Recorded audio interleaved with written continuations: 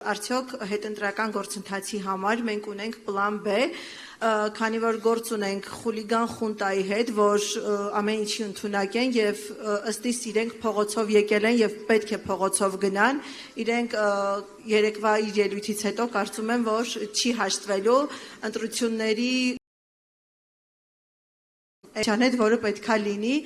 եւ երկրորդ հարցադրումս այն է, արդյոք այս իշխանությունը երկրի վարչապետի աթոռը զբաղեցնող անձից մինչև ամենամանր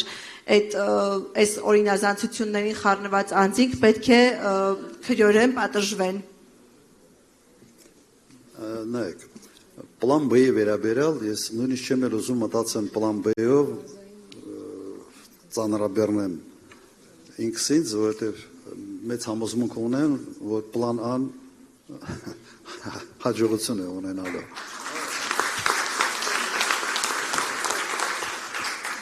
Նայեք, մենք 21 թվականի փորձը այնուամենայնիվ ունենք։ Եթե հանձնաժողովի անդամը, եթե վստահված անձը ամուր կաղնած է եւ իր ֆունկցիան է իրականացնում, կոնկրետ տեղամասում շատ դժվար է ինչ-որ բան անել։ Ուրեմն մենք պետք է մոբիլիզացնենք մաքսիմալ ձևով մեր թիմը, ստանանք այդ արդյունքները եւ որից հետո ոչ մեկը չի համարձակվելու որևէ բան անել։ Այն ինչ դուք ասում եք, ենթադրում է, որ կան ընտրության արդյունքներ եւ օրինակ վարչապետը հայտարարում է, որ մեկ է ես եմ։ Սա նշանակում է, որ պլան B-ն հեղափոխությունն է, բայց արդեն լեգիտիմ իրավունք ստացած հեղափոխականներով, այլ ոչ թե զուտ փողոցի մարդկանցով։ Ինձ հասկացաք, ամենից կարևորը ստանալ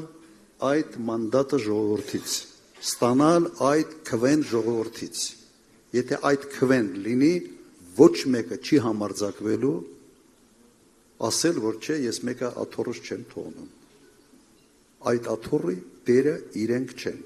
աթոռի տերը դուք եք։ Ինձ հասկացաք, շատ դժվար է հիմա, իսկապես ես չեմ տեսնում, որ վստահված անձերը, հատկապես հիմա բավական մրցակցային դաշտ է նաև ընդդիմադիր դաշտը։ Հիմա դուք պատկերացրեք բոլոր այդ ընդդիմադիր կուսակցությունները, որոնք մասնակցում են, ունենան իրենց հանձնաժողովի անդամը, ոչ բոլորը միայն խորհրդարանական են ունել եւ ունենան վստահված անձինք։ Դժվար է տեղում ինչ-որ բան անել։ Ուրեմն, լավատեսությամբ պետք է լծվենք, նաև պատրաստ լինենք պլան B-ի, բայց մեր հույսը դնենք պլան A-ի վրա։ Շնորհակալություն։